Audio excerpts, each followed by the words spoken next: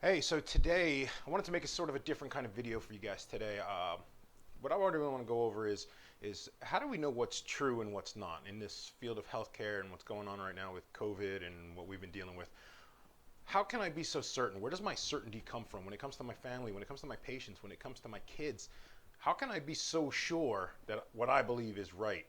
So where does this come from? So I want to share that with you guys a little bit.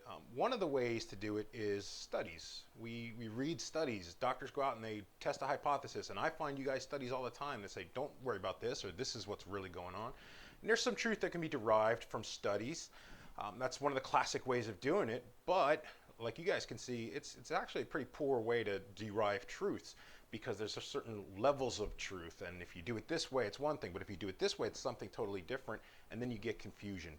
So there's another way that I like to think about how to get a truth, how to learn something.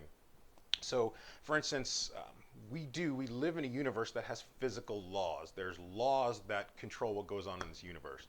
And if you're following the physical laws, from those laws, you can derive truths if they're based on something that is true. If this is true and this follows that, then this must also be true. We're deriving a truth. So I'm going to walk you through a little process of how do I know what's true and where does my certainty come from, especially when it comes to health. So the first part of that is just very simply, health is not like a location. You're not going to get too healthy and then never have to worry about it again. This doesn't work like that. Health always works on a continuum.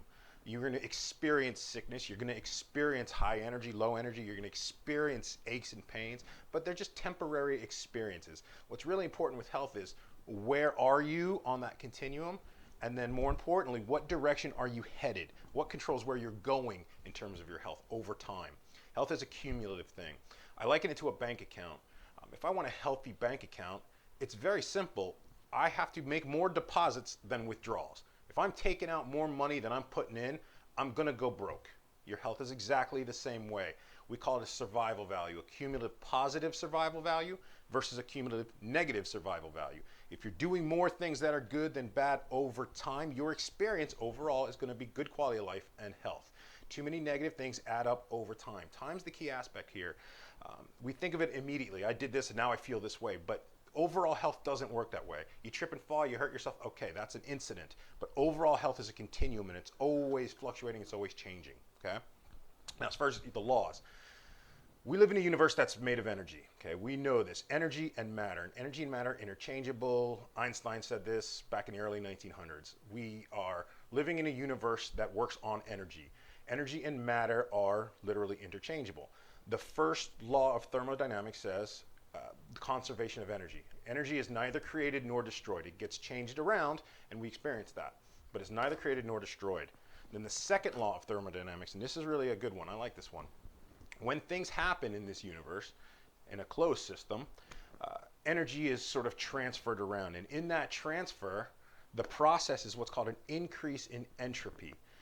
Entropy is a concept. It's the second law of thermodynamics. Increase in entropy means things are going to go to more of a disorganized state, more of an equilibrium. An example I always like to use is, let's say you take a cup of water. That cup of water, the water inside there, the molecules in there are all at equilibrium. They're all just kind of floating around just in the most disorganized way. It's water, room temperature, okay? If you take that cup and you apply heat to it, you apply energy in the form of heat, you start to heat up the water. The molecules are going to start speeding up in there. They're going to start changing. They're going to start operating differently. And eventually some of those speeding up creates heat. Those turn into a gas, and then you get a boiling water. That's the little bubbles coming up. Okay? You've applied heat to that, and the change is that you're getting a more organized state. But when you take the heat away, when you remove that energy, it's going to go back to room temperature. All the molecules are going to slow back down and just go to an equilibrium, a most disorganized state where they're just sitting around, room temperature. Same thing happens in reverse. You take that water, you put it into the freezer. Those molecules will actually slow down and start forming into these very organized crystals. That's what we call ice. Okay? You've added energy into it. It's become more organized. It's ice. But when you take that ice out, you leave it out, it will become more disorganized room temperature. So we live in a universe that works on entropy. Same thing you say like on a macroscopic level. We live in a house and we have a lot of kids and we have a certain amount of action going on in that house. Without us putting in energy, organizing the house, it's going to go to a more disorganized state. shirts are going to be left out, Legos are going to be around. There's more disorganized, and then we have to put energy in to keep it organized. So something has to be there to keep it in an organized state. Otherwise, the law of entropy says we're going to go to an increased entropy or a more disorganized state. We all work that way. That's the way the universe works. Energy and matter. Health, okay? Your body, the matter of your body is a very organized state of energy. The matter that makes up your body is energy. Energy and matter are interchangeable, but it's very, very organized to make up your body. It's organized matter. So under the laws of thermodynamics, we are also subject to that decreasing disorder. Okay? In other words, ashes to ashes, dust to dust. We will all become room temperature. Eventually, over time, the organization of our matter is going to disappear, and we're going to turn back to dust. We'll all be room temperature. The universe will always win. But while we're here to stay as matter, something is going on to fight against that entropic force of nature. Okay? There's something that is keeping you organized. Okay? And to be in a state, an organized state, there has to be some kind of organizational intelligence. There's something in there. There's something in there that is working. The system is keeping you in a state of organized. If you were just random chemical reactions just taking place, and that was the whole meaning of life, under the laws of thermodynamics, your body would not stay in an organized state. It is not just random things happening. There is something in there that is working to keep you in that organized state. Okay? So that is a truth that can be derived from the laws of physics. Okay? So to stay, you have to have an organizational intelligence. Something in there is keeping you alive. The fact that you're alive means the system is working, or your body wouldn't be in this organized matter. Okay? Whatever it is that's working for you, the truth is that it's there because you're alive, okay? And that is always going to work for you. It's always working at 100%. It's always trying its best to keep you alive, to keep you in an organized state. The better that state is, the healthier your experience, the quality of life is going to be. So if that's true, which it is, then why do we break down? And why do we get sick? Why do things become disorganized?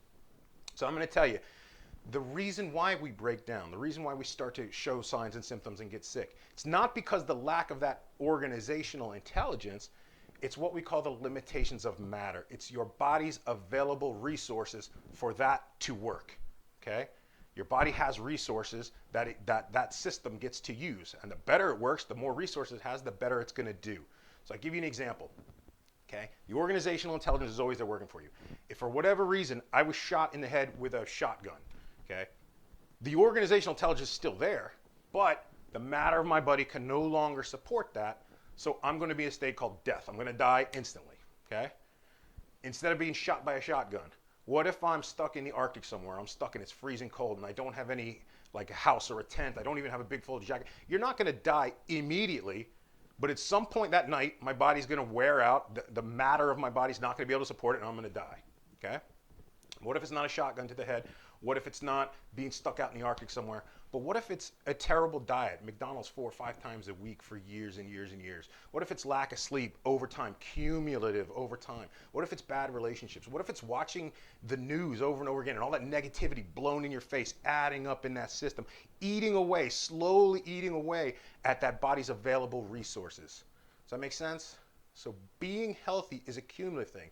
And being healthy in this sense can be defined as the body's innate ability to use its resources to work in defiance of the forces of entropy, the entropic forces of nature, for a period of time. The universe is going to win. We will all be room temperature. But while we're here, while we're alive, something is there doing its job, okay? That process of slowly decreasing the available resources, not the intelligence, but the resources, that is what allows that increasing entropy, which manifests as symptoms, manifests as disease processes over time. It's cumulative in nature. So the question really isn't, what do I need to do? What's going on? What's wrong with me? What doctor do I need to see to help me with all this stuff? Because we have to know that that system is in play, or you wouldn't be here. The question really is, how do I support that? How do I support that and keep it going? How do I give that thing the resources it needs to keep me healthy in despite of whatever else is going on out there? Because whatever else is going on out there in the universe is also part of the universe. Energy's not created or destroyed. It's all part of the same system. And we're here. So it's not going to take us all out, or we'd be all dead. There are people who are alive, so we are here. We can live in this. So how do we keep our resources high? Not tell it what to do, not command it what to do. We don't know what it's doing. It knows what to do. How do I give it the resources? And what are the resources? These are simple things. Proper nutrition. What do I feed my system? Am I giving it the vitamins, the nutrients, the enzyme it needs so it can make those chemical reactions happen in an efficient manner, keep my body healthy, and keep going? Rest to heal. Rest is when your body heals. You can't escape that. Your body, your resources, your physical matter of your body is going to wear out if you don't rest and heal. Hydration, water. You need water. Water is like 80% of the body's water. You need good, clean water. Physical movement. Those joints need to move. All the metabolic processes that go on in your body have waste products, and moving helps push that stuff out so you can stay healthy, so accumulation doesn't happen over time. We need to move. And one of the most important areas of all, that organizational intelligence works in your body through or over your nervous system. Your body has to know what's going on communication-wise so it knows what energy to put where, because it's always working for you. That's what we do day to day. In chiropractic, that's what we want to make sure your nervous system's working properly so the resources can be put to work. Your nutrition, your rest, your hydration, your movement. If you can do those over time, the cumulative survival value is in the positive. Your bank account, your health is going to stay up. Your quality of life is going to be good. And you do not have to be afraid of something out there that's going to get you, because the system is working. It's always working. It always will work. If you have spent the last several years doing a negative survival value over time, more than positive, then you need to be worried. And you need to make some changes. And you need to make them yesterday. You need to change your diet, because now the only difference now from then is now what's out there is tangible. It's immediate, not a slow heart disease that's going to take years and years. If you're not healthy, you're going to get sick, and it's real now, but it's always been real. It's no different. The rules of the game are the same, and they're based on truths that are founded in the laws of the universe, the way the universe works. The universe works on entropy. You wouldn't be here if the system wasn't working for you. So if you're sick, if you're worried, if you're scared, you're not doing it, or you're worried that your body's going to do something wrong, look in the mirror. Just look in the mirror. There are 70 trillion cells looking back at you. All these individual cells clinging together, doing systems, doing things that have one job, which is to keep you alive. And if you couldn't look back at yourself in the mirror, you wouldn't be working. You'd be dead. The fact that you can do that means the system is working. No doctor knows how to do that. No scientist, no study can prove that. It's in there, or you wouldn't be here. It's a universal truth. So the only question you need to ask yourself is, how do I support that? How do I make that happen? How do I keep that up? Support the resources, rest, eat well, keep your nervous system in line, move, drink water, and stop worrying about that. Cut down on the negative, keep up on the positive, accumulation over time, and you will not have anything to worry about. That's how I can stay so certain. That's how I can walk around, and I'm not worried about my kids getting sick and coming down with some crazy thing that just showed up last night. That's a bunch of crap. Follow the rules and trust the system, or you wouldn't be here in the first place.